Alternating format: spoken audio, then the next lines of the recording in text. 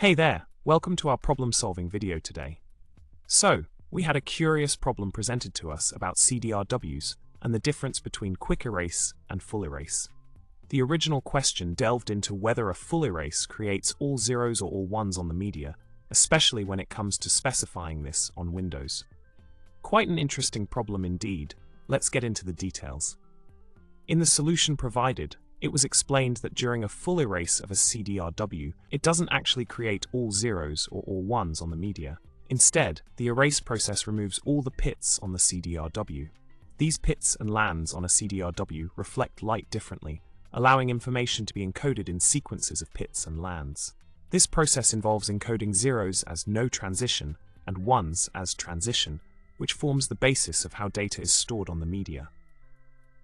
Now let's dive a bit deeper into the intricacies of CDRWs after a full erase. The data encoding for digital audio CDs and data CDs involves specific patterns of lands and pits to represent the information stored. This means that even after a full erase, a CDRW cannot be decoded as a sequence of all zeros or all ones. The erase process removes the pits, but does not result in a binary representation, as one might initially think.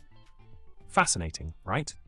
In summary, when it comes to full erase on a CDRW, it's not about creating all zeros or all ones. The process eliminates the pits on the media, making it unreadable in terms of traditional binary sequences.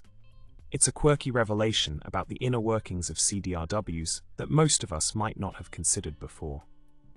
Well, that's all for today. If you enjoyed this video, don't forget to subscribe, like, and share your thoughts in the comments below. Until next time, happy exploring.